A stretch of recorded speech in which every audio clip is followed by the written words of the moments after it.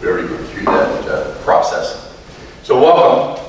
I want to thank the Midwest User Group for allowing us to gather together and learn some new stuff, maybe review some old stuff. I'd like to dedicate this particular presentation to my old boss, Sarah Schifino. She helped us upgrade from SE to 2012 EE, way back in 2012. And she never understood business relations. To this day, we've upgraded to 2020, and she still has a problem understanding what business relations are. So hopefully this whole presentation will help Sarah understand what the business relationships are. Just a quick question, is everybody on EE or SE or? Oh, that's good deal. Get something out of it. So what are business relations? Well, business relations are defined as interconnected records that define a particular element of QAD, such as addresses, entities, customers, suppliers. There's actually about 13 things that business relationships help define. So we'll look at those, the financials, the operation data for that. Each customer, supplier, entity, employee is linked to a business relationship. It defines the address information for the particular entity or relation. It also has tax information and contact information that is relatable to any one of those 13 different elements. And the business relationship is defined at the database or domain level. So what's the first thing that we need to do with QAD? We need to define our database. Okay, normally we've got a number of databases, train, development, validation, test, and we also have to deal with Tomcat, MFT code, help, that kind of stuff. I won't cover that too much today, but the first point is that database. If you're on the cloud, there's certain limitations that you have to be aware of that are not the same as on-premise. So the database starts off with system-wide information, currency, users, languages. That drives down into what are called shared sets, and we'll cover shared sets in just a minute. Then at the domain level, you're going to define your base and statutory currencies, operations controls. Then down at the entity, we're talking about taxes, security numbering, and finally down at site is where we do MRP, inventory, cost, etc. That drives down into locations. The 36.24.1, everybody knows about control files. The database control file basically defines this thing called an OID, object identification, which gives unique numbers to each record in the database. So if you've got multiple database environments, how many have multiple database environments? Nope, good, everybody's got one. So each one has this generator code and generates a unique record for each one of them. This public supported center for QAD, product lifecycle, it's probably pertinent that we keep track of what those particular revisions are of where we sit in that hierarchy. The document defines the product lifecycle policy. There's a summary, which you can see here, and a release and severity processes for, in this case, EE. You can also look at product lifecycle for .NET, which .NET you're on, and for any of these that are defined in that document. You can see what the history is for say woodblock trace or production orders, the new production orders that Jesse Roach talked about yesterday. So it's a good idea to keep track of that and understand where you sit with that particular process. The database menu, okay, this is issues regarding connection, control, field, database sequence initialization. So this list is all of the tables that exist in a particular database. You can find that on the dbf.ef PDF. This browse, 36.25.11, database table browse. This is a little bit easier to get at.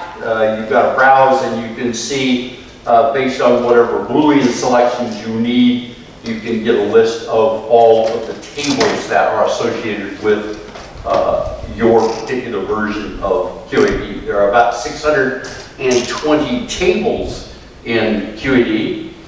We don't all use all of them, but it's probably a good idea we understand what each one of those are. This is probably a more relevant browse, 36.15 or 25.12. This is the data fields that exist in the database. There are more than 50,000 fields in QAD, depending on what you've got implemented, whether you've had additional code generated for you. So this allows you to get a list of each one of those fields, and we'll see when we look at the business relationship period whether you can get that information. The 3624 3.1, this is your system maintain, and this allows for configuration, system setup, various system level values. This is probably primarily a database administrator's responsibility, but I always feel that the users of QAD, especially super users and people who are dealing at that business relationship, they probably ought to have at least a modicum of exposure to this system-wide information. You've got a whole bunch of other things that you've got to consider. You've got email, printers, menus, browses. There are 1,282 reports available in QAD, along with about 281 inquiries that give you information. We talked about Tomcat, Connection Manager, DBA. How many of us use QXtend? Nobody does. And we all change QAD to some level. And in terms of those modifications, you need to be able to trace the modification, who did it, when it was done, before, after that whole process. So there's a whole raft of administrative details that need to be done. In a secure network, we need to keep track of who does what to whom and why for all activities. And this is done through the definition of the user in 36.3.1. Roles, responsibilities, permissions. I won't go into too much of that, but this is how you're going to control who has access to various menus to make sure that people only have access if they know what they're doing. 36.1.7.1, as I listened to Jess talk yesterday about the new MWUG production execution system, apparently there's a new field in the 36.1.7.1 that says you are able to use the new AUX production execution system. There's no flag in there. So this defines who is going to be authorized to do inventory transactions, field service. There's another change I found interesting when I was here in the fall. Mary Ann Guthrie said that there is no longer, does anybody use service support?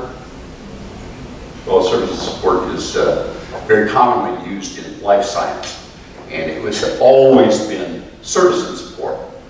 But Mary Ann says that's no longer true. We don't have services support anymore. Now it's called FSM, Field Service Management, Production Order, Shop Floor Purchasing, and Sales Order. So these are the people who are going to actually be doing transactions in the system.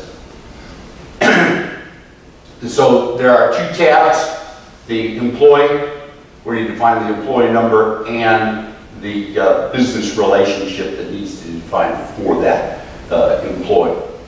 I have been to a number of organizations, and I know this guy personally because he's the one who does all transactions in the system. His name is MFG. Don't do that. Don't use that. Make sure you give an employee number to each one of those employees.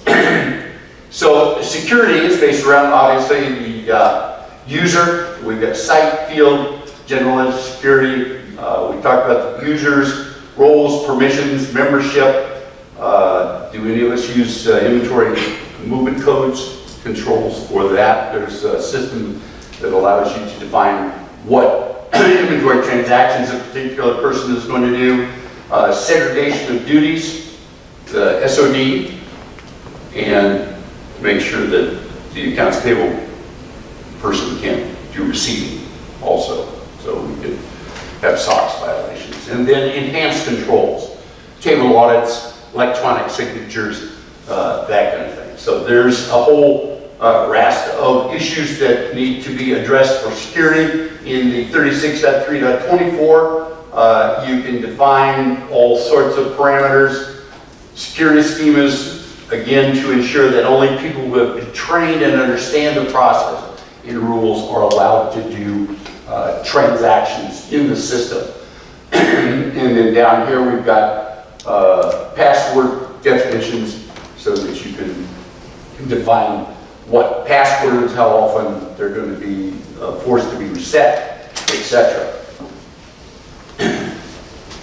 The field security is a little bit more detailed than just normal security. This is going to tell specific authorized users that can update specific fields within standard programs. So this is a level of security at the field level. Great stuff, auditors love it. However, very effective control, but requires a huge amount of maintenance, as in the gentleman who gave the keynote put up an overhead yesterday about how often companies go out of business. And so employees, as we are discovering with the lovely COVID pandemic, change organizations often. So this requires a fair amount, but it's great security within the system. Domains, you can create domain calendars, you can create domain periods, you've got domain account control. So this is going to be at the top level of that. So you have the opportunity to verify accounts, you define your base currencies, what the primary entity is for the particular domain, and what language you're going to use, and then sales, accounts payable, product line, variance analysis, consignment department, and service accounts are defined in terms of, Bruce? John, you don't need to go back to the slide, but a question about field security. Do you have any experience with companies with ITAR requirements successfully using QAD field security? No, I don't. I asked Alex if he's got that, but we'll just let him. Yeah. Okay, thank you. All I know is it's a lot of maintenance. Normally one IT guy or lady is responsible for the update of that field service. So in 36.1.1.1, domain create, this is where we create the domains and confirm them for use in the system. We see the 5 tabs across the top. The general tab, you can create or define your base and statutory occurrences. You've got time zones, various domain types, and credit information along with the chart of account masks. So in the domain, you can define these chart of account masks so that they determine valid combinations of the account, sub-account, cost center, and project. Accounting periods are also domain specific. Shared sets in the shared set tab of the 36.1.1.1. You set up shared sets, shared set codes and types. I'll cover that again in just a minute. In the operational tab, this is where you're going to define the ProPath. ProPath is basically all of the field or the files that the system is going to use to execute various commands. And you also define domain code page, which is encoding, which tells the system how to print and record various values. The cross-company tab, if you define these, you can track amounts of accounts receivable, payable, inventory, manual journals, and fixed assets between entities within a domain. And then invoice numbering for some countries, you are forced to have a sequential invoice numbering process, and in this invoice numbering tab you can set that consecutive and chronological invoice required by various companies.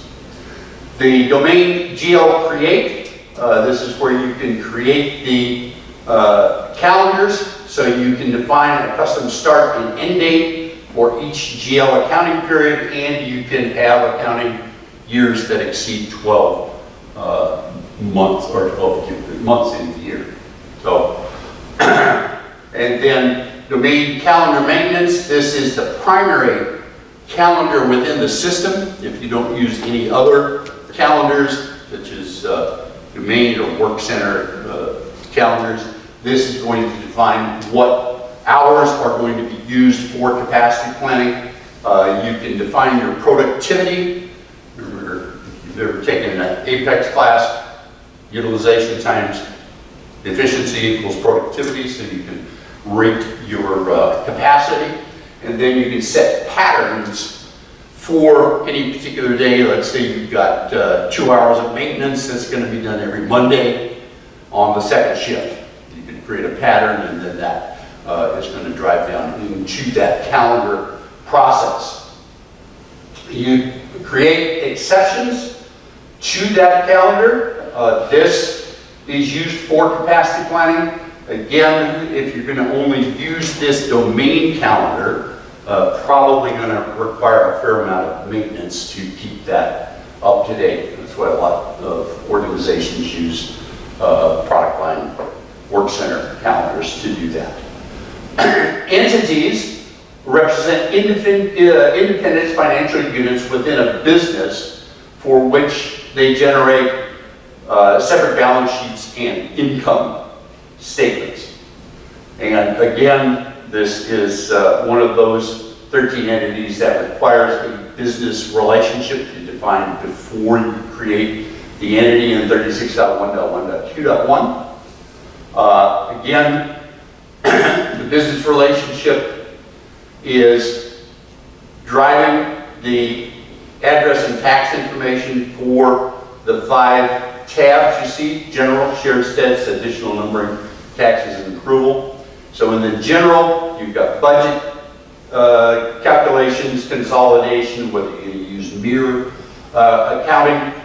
Then shared sets is where you're going to define your shared sets. And we'll cover that in just a second. And then here is GL numbering. Again, in some countries where transactions must be identified in a unique sequence, you use this additional GL numbering process. Here's the tax, whether you use Global Tax Management or SciTech or Avalara or whatever. This is where you're going to set up your taxes. And then you can use a rudimentary approval process for either payment approval or supplier invoice approval in that entity code. So shared sets within QAD are between two or more domains. Entities within a domain must use the same shared set data, but other entities in other domains can also use this shared set process too. So the data types included in shared sets are GL account components, our 5 accounts of a cost center project, customer supplier, day books, which we'll talk about then, and then exchange rates. And so you set up the shared set in the system. There are some default shared set, cost center, customer day book, project, cost of or chart of account mask, etc. Then you can create a whole series of these shared sets. And a shared set group can be shared among domains so that domain can have an independent chart of accounts, or several domains can share the same chart of account, which streamlines the accounting process for that. Here we see an example of shared sets. Let's say you've got an organization where 2 domains sell to the same customer. With shared sets, they can use the same shared set for that customer data. Profiles link specific data items in shared sets to other elements in the domain. Here you can see you can create a profile, profile types, banking, data entry, cost center, customer, project, etc. And then you tie those profile types to the shared set types in the 36.1.1.4.2. And day books then are a book of original entry in which accounting records or transactions are recorded by date, when Hannah Pearl bought that accounting package from Europe in 2008. Day books are very common in that European process. So these are transferred into the ledger and then summarized into financial statements, balance sheets, etc. for that. Daybook sets, you can create a set of daybooks and you can group daybooks together. So these are for reporting. Example, you may want a daybook group for all domestic supplier invoices. So this brings us to the business relationship in QAD. This is the menu structure for the business relationship, and it starts off with this business relationship create. This is used to create business relationship records. Business relationships are often attached to entities, customer, supplier, end users. As I said, there are 13 various elements that use this business relationship. So you create these in 36.1.4.3.1. So you create your business relationship number. You can enter a maximum of 20 codes in there. We'll talk about auto numbering business relationships, which is probably a good idea in a lot of cases, because if you don't, then I've seen organizations get very confused about how those business relationships relate to customer numbers, to supplier numbers, to others, so that you are creating business relationship codes that are different than customer codes, etc., etc. It gets painted very confusing. You've got a name before that, and then 2 search names, actually 3 search names that you can use within the system to do that. There is a group name that you can create, And then you've got 3 tabs within that business relationship. Create process, either address information, general, or defaults. And we'll talk about those defaults in just a second. For those who have not used EE, there's a couple of places in EE where the navigation is a little wonky. This is one of them. You get a right click and then pick insert new row in the data record. So it's a little bit confusing. It took the accounting people a fair amount of time to get that particular process straight. But when you insert that line, then you can create the address information for the business relationship, city, state, zip, county code, language, telephone, fax, email, etc. Then in the general tab, you create language codes, entity, primary entities, intercompany codes if you've got them, etc., with tax, naming controls, and last filing information. In the information or tax information tab, this is where you're going to set your federal tax ID, your state ID, any miscellaneous information, and again, how you use that tax information, either site tax, capital leverage tax, or global tax management is going to depend on how you do that. Pretty complicated process behind the scenes there, but very important for any organization. The default tab for this helps us define what are called SAF codes. Anybody use SAF codes? Supplemental analysis fields. Very, very handy processes. There are some predefined codes within the system that the QAD gives you, but you then can create your own SAF codes, supplemental analysis codes, and this helps you to define basic general ledger information and then fine-tune reporting out of the system for that. So supplemental analysis fields, SAF codes, provide reporting data on specific areas within the GL. They're typically used to track volumes of sales or purchases of the product, so you can set up various combinations. There's a structure process within it that you can use, and you need to define the FAS code, okay, the concept, so you define a concept, let's say vehicle, and then from there you can use one of those 7 concepts that are available with the system, and then you define in 25371 SAF code create. This is where you tie the concept code to a specific SAS code, as example here, and you come up with an example. This is a vehicle fuel usage. You have the concept, you create the individual code, and then you can find that code description, and then within that code and concept, you can then tie those together into a bill of material, similar to 13.5 or 15.5 product sector maintenance or formula maintenance. And then you create concept codes and then tie it together in the structure.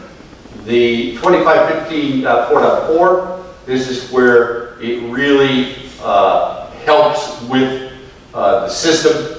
You can detail out, you can select your FAS structure, you can look at codes depending on your Boolean selection, and this then allows the accounting process. Yes, Bruce? I'm sorry, Don, the SAF codes are associated with GL accounts, with items, with customers, suppliers. Yeah, as we go through, you'll see how those FAS codes can tie into those. So they're extremely valuable in the reporting process. Contacts, you can, again, if you right click and insert a row, you can put as many different contact individuals as you see pertinent to. Define their names, their titles, their functions, general ledger codes. I'll probably say it again. Fields in ERP are not intended to be blank. I think I've heard the term SOVT, the single version of the truth. If you're going to have an ERP system that gives you information, that all of the fields in all of the records need to be complete, concise, and accurate as possible. The corporate group code, you can create a corporate group code in the business relationship. Here you can tie that, and this is just a logical grouping of business relationships for reporting. So you can tie those together, you can create your own various group codes and again, enhance that. Address types, there are address types associated with these business relationships. Check my watcher. Did you get a timer on this, Alex? Yeah. Just put up a red light or something when I get it. So when you create a business relationship, it defaults to this head office process, but you can also have a remittance ship to doc reminder end user associated with that particular business relationship. And you create those in 36.1.4.1. Address type create. Again, the default is head office, but you can create your own various types of address types in the system. As I said, correct, consistent, well thought out address information for suppliers and customers will contribute to a more accurate single version of the truth. So here is a list of the 13 elements within QAD that require a business relationship, from accounting through customers, doc, entity, as we had mentioned. Salesperson will walk through each one of these and show you how that works. In EE, the GL account structure is the primary account, sub-account, cost center, project, and then you can have up to 5 SAF codes associated with any particular general ledger. You create that in 25.3.13.1, GL account create. You've got a GL type that you can define for that general ledger account. System type is a deduction, realization, loss, or gain, etc. And then the category can be defined as asset, expense, income, or liability. In the sub-account, okay, sub-accounts are typically used to report on financial activity of business units or divisions within entities. Cost center, this can be a department. It's not the same as a department, but it can be used as a department. Or profit center, and then you've got project codes. Anybody use projects in QAD? Yeah, find that there. The posting tab for general account, this tells you what the base currency is, transaction currencies, what consolidation methods you're going to use, etc. The general ledger analysis tab, this defines how you're going to do analysis based on either sub-accounts, cost center analysis, if you're going to use the FAS codes, or you're going to use that analysis process. And then there's a report link in the general ledger that indicates the shared codes between the general ledger and descriptive data. Cash, this is activated if you use the GL type of cash account. Okay, it's used to set up a set of daybook profiles we talked about for incoming and outgoing transactions. My wife loves this, keeps track of all our spending. And then in the GL account, this is where you set your SAF codes. 2.5.1 salesperson. Again, you have to have a business relationship for that salesperson. I have seen this get really screwed up in terms of the schemas that are assigned to salesperson. I've seen them, once you've got it set up, it's a little bit difficult to change, but the relationship between the territory and the commission base is sometimes a little bit difficult. But like I say, hard to change once implemented. It really requires some thought. You can't just go in and decide that this group of salespeople now report to this region, and now you want to change it to the Northeast region as opposed to the North region. So you've got to have a little bit of thought into that process. The 27.20.1.1 customer create, again, you have to define the business relationship, and it's going to approve here once you do that. And then you've got an accounting tab that defines profile codes, currency codes, customer types. In the payment, the customer defines the credit terms, etc. for that particular customer. The banking tab helps you define bank number, payment formats, etc. Don, can you describe what is the own bank? The own bank, that's your bank. That's your primary bank. So that's the code that in the bank maintenance is Right. the primary bank. Mm-hmm. Okay, thank you. And so you can, do electronic transfers, that kind of thing. Here is the FAS codes that are defined for this particular customer. This is a key tab in customer master, the credit limit, whether you're going to allow particular sales orders to be booked over a limit, under a limit. So that requires a fair amount of maintenance. You've got a tax tab, and then within the comments, and you find comments all over QAD. Each comment contains 99 pages, and each page contains 15 lines, and each line can have 76 characters, which means you've got a total of about 112,860 characters can be stored for a single comment, and you can have almost an unlimited number of comments. So you can literally write books that 112,000 equates to about 36 pages of Word documents. So you can, I've seen companies use this comment process extensively to document their system. The ship to create, 27.20.2.1, again, a ship to requires a business relationship.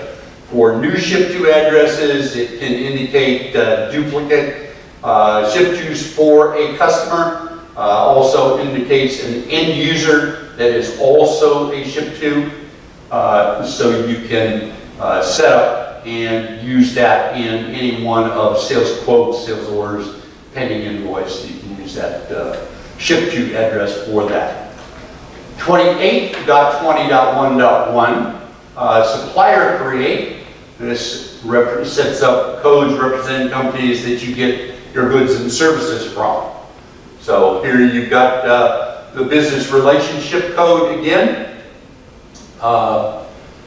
Your accounting information for that supplier. Again, payments, banking information for that supplier. Oh, okay.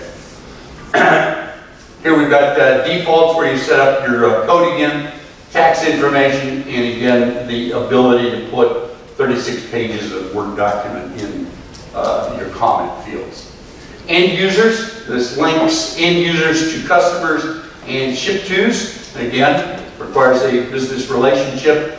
The company address, addresses for sites, record locations that are not really in your particular stockroom, you can set those up, build to and ship to addresses for purchase controls, and if you use inter-strat reporting.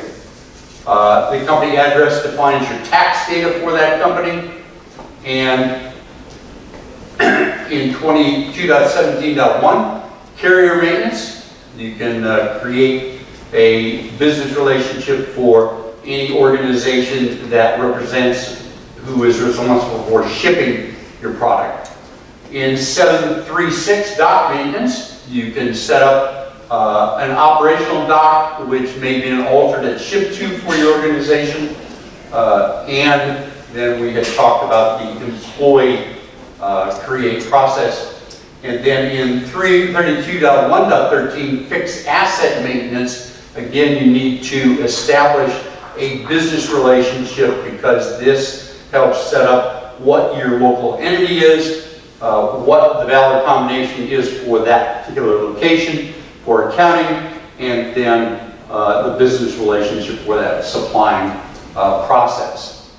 There's, as I mentioned, a whole process within QAD for auto numbering business relationships, and I think everybody would be prudent to take a look at this because I've seen it where the establishment of business relationship codes gets kind of messy for suppliers, customers, etc. But if you auto number them and a rose by any other name is just as sweet, so you can keep track of that. You can do customer auto numbering. There we go. Employee auto numbering. For some reason, the people that set up the employee number at this particular organization I worked with started with 000, and then they had a 5-digit number. And if you don't think that was confusing, that was a mess. You can auto number end users and supplier numbers in the system. You can also, for revenue contracts and services support and revenue recognition, you can auto number those through that revenue recognition. I think there was a session on that yesterday. For these four, customer data, supplier data, end user data, and engineering maintenance, in addition to creating the business relationship, you need to go into the old SE menus and establish those as valid business relationships and customer suppliers for the operational side of the business. You can also set up notifications. People can get automatic emails that customers are notified or updated. Customer data, this is the old 2.1.1 for those of us that remember the SE. There is the customer data. As I mentioned, be very cognizant of the salesperson and the region in that customer data maintenance, because if those change, it can play havoc with the accounting process for commissions. You've got time zones in customer and address data, and then you've got customer credit data for that, in addition to the customer credit limit that we saw previously. You've got freight information, and then for those of you who use EMT, Enterprise Material Transfer, this helps to update that relationship between the entities. So in 2.3.1, supplier data maintenance, you've got supplier information, supplier data, your supplier performance email, and then you've got pricing data, enterprise material transfer on the supply side, and address tax data for that, along with supplier tax form. The end user is a customer. You've got an end user, and then the install base, for those of you who use the service and support module. Again, you need your business relationship set up for that end user. So this helps complete the operational data setup for each person or company that uses your products or services. Here you have the end user detail.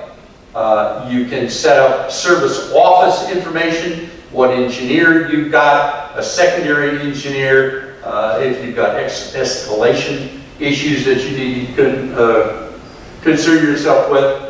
And then the install base tab tells the system how that particular end user is going to either create an install base record, or whether you need a purchase order or you're going to auto renew contracts for that. In service support, you can have invoice formats set up so that a particular invoice to a end user is going to flow as that particular customer wants to see those, so you can set up those. And then you can also create contacts in that end user create 1191. So that kind of brings us to a end. We covered a lot of data. There's a lot of information in QAD that are related to this business relationship code, and it's going to define the address, tax, and contact information for all 13 of those particular entities. And then again, in order to have the old operational side, SE side of the system, you're going to have to go in and do the 2.1.1 and 2.1.3 again to make that valid. Remember, fields in the ERP system are not intended to be blank or inaccurate. Don't have blank fields. The programmers didn't put the fields in there to be blank. Just a word about 32 soft loaders. Associate back there, Alex. Any ERP system requires voluminous data, massive amounts of data. And if anybody has used the QAD entry screens, 711, that kind of thing, I saw yesterday, who was it? It was Andy, the ISS presentation. He had split a PO requisition into 4 individual purchase orders, and he did it with a click of a button. And I thought, oh my God, if I did that, it'd take me 3 days to translate a requisition of 1,000 into 4 different POs of 250. So lots of information. 32 soft loaders help get that information easily into QAD. It's a simple Excel row column format, easy installation. Alex, Christian, Alina can get this installed in less than an hour or 2. It comes with a 60-day trial, so no cost. You can show your boss how that is going to work and how it's going to save you money. And all the loaders work with SE and EE and cloud. Like that, if you can execute it. So the loaders are a great tool to deal with this huge amount of information that you've got needing to feed QAD. So if you've got any questions, let Alex, you can send Denise or myself an email if you get any questions, and thank you for your attention. That's this